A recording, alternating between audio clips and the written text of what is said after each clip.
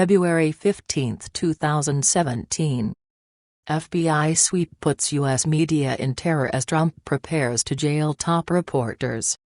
An absorbing Foreign Intelligence Service (SVR) report circulating in the Kremlin today states that a clear example of if one gives someone enough freedom of action, they may destroy themselves by foolish actions is now playing out in the United States after the U.S. Department of Justice, DOJ, during the past 24 hours, unleashed 23 specialized teams of Federal Bureau of Investigation, FBI, agents to the homes of many of America's top journalists, and in preparation for the Trump administration to begin jailing many of these reporters for their violation of 18 Section 798 of the U.S. Code, disclosure of classified information that, in part, says, whoever knowingly and willfully communicates or otherwise makes available to an unauthorized person, or publishes any classified information obtained by the processes of communication intelligence from the communications of any foreign government,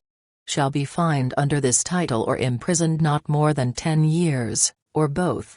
According to this report, a fortnight, 2 weeks, ago prior to his assuming office, then-President-elect Donald Trump called on U.S. lawmakers to investigate NBC News for leaking highly classified American intelligence information in what he believed was an orchestrated plot by certain spy actors, working in collusion with the mainstream media, to destroy his coming presidency, and that when the president of NBC News, Deborah Turnus, was confronted about by the FBI yesterday, was swiftly removed from her position and abruptly transferred to Europe.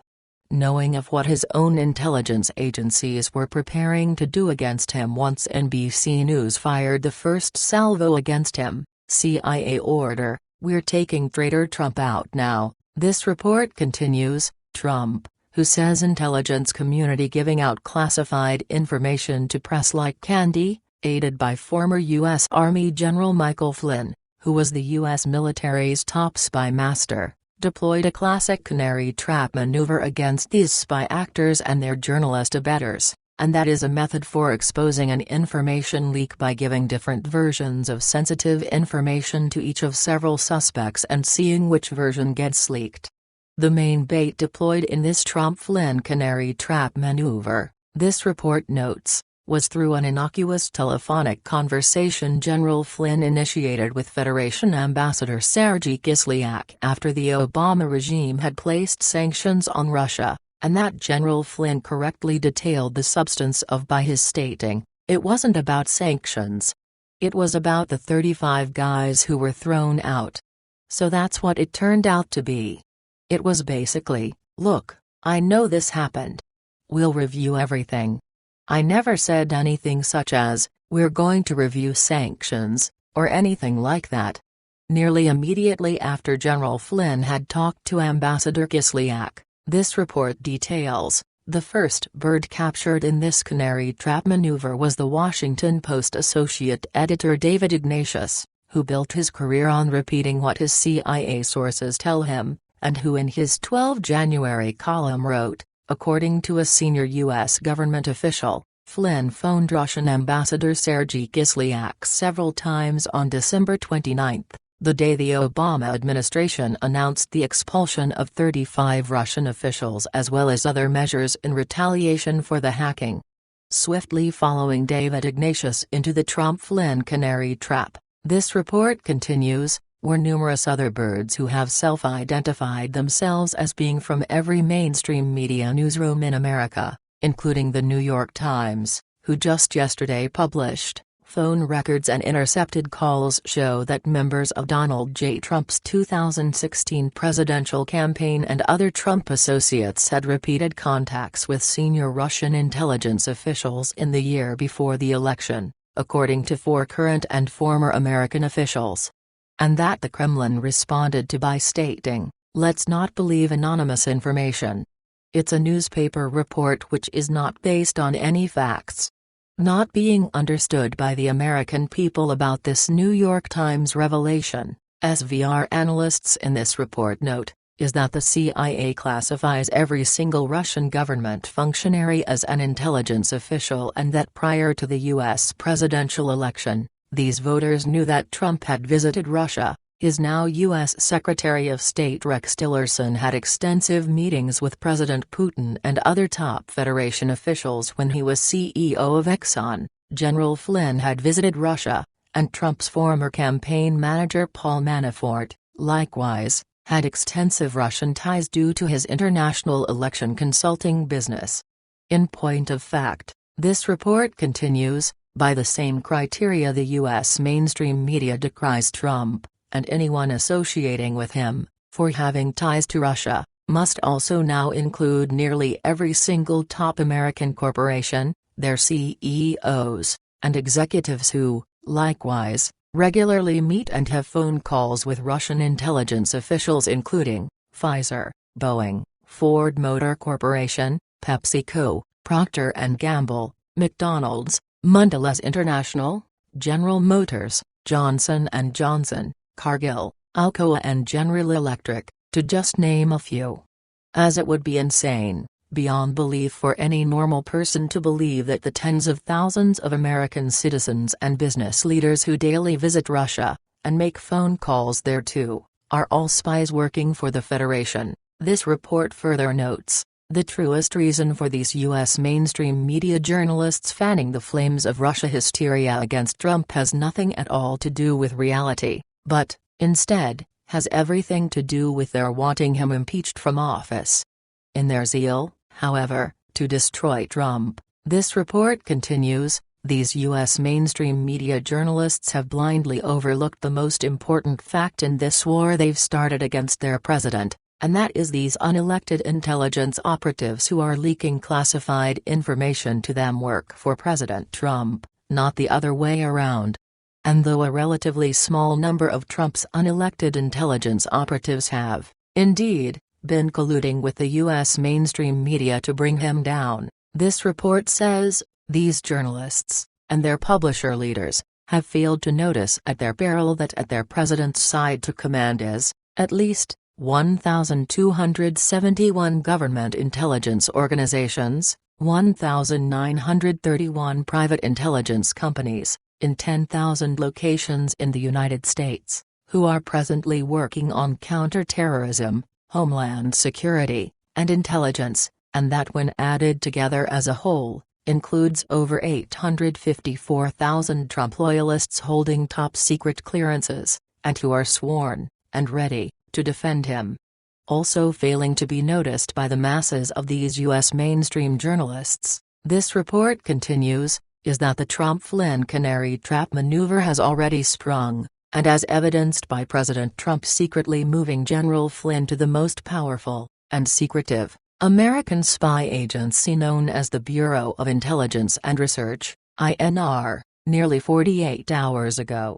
It must be noted, however, this report states, that though the masses of these U.S. mainstream journalists are gleefully believing they've destroyed General Flynn and seriously damaged Trump, nothing could be further from the truth, with the devastating backlash to come from President Trump against them being noted by too few real, true reporters, but who, in just a few articles, are warning of what is to come, and include, 1. Pulitzer Prize-winning journalist Glenn Greenwald warning these journalists, in the spectrum of crimes involving the leaking of classified information, publicly revealing the contents of SIGINT, signals intelligence, is one of the most serious felonies. Journalists, and all other non-governmental citizens, can be prosecuted under federal law for disclosing classified information only under the narrowest circumstances, reflecting how serious SIGINT is considered to be. One of those circumstances includes leaking the contents of intercepted communications. 2. Bloomberg News national security reporter Eli Lake warning these journalists, normally intercepts of U.S. officials and citizens are some of the most tightly held government secrets. This is for good reason. Selectively disclosing details of private conversations monitored by the FBI or NSA gives the permanent state the power to destroy reputations from the cloak of anonymity. This is what police states do. 3. Senior correspondent for the Week News Service Damon Linker warning these journalists, America's spies anonymously took down Michael Flynn. That is deeply worrying. Far too many Trump critics appear not to care that these intelligence agents leaked highly sensitive information to the press, mostly because Trump critics are pleased with the result.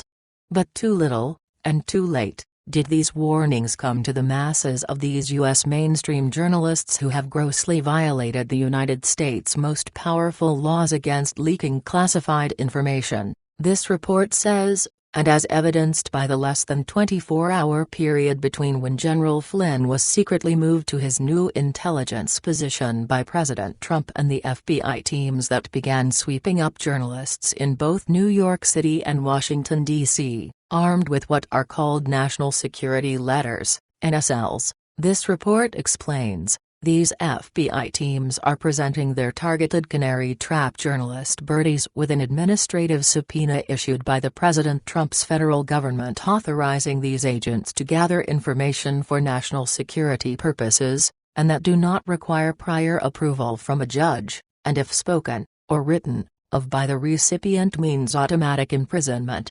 Most astonishing to note about what President Trump is doing in targeting these lawless journalists, this report continues, is that the road guide to what he is doing was, actually, created by President Obama, and though not known to the masses of the American people, had his U.S. Department of Justice prosecute more government leakers than all U.S. presidential administrations combined.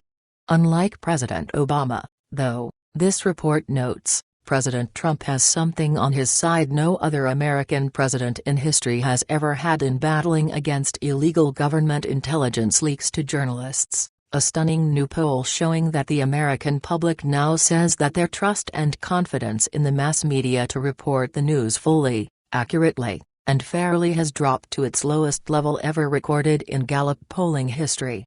Even worse for these law-breaking mainstream media journalists whom President Trump is soon to jail, this report further warns, is that the cries of injustice they'll soon spread across America in their terror and fear will fall on mostly deaf ears, and as evidenced by another stunning new poll showing that more of these people believe and trust Trump than these lying fake news propagandists who believe themselves to be above the laws everyone else has to obey.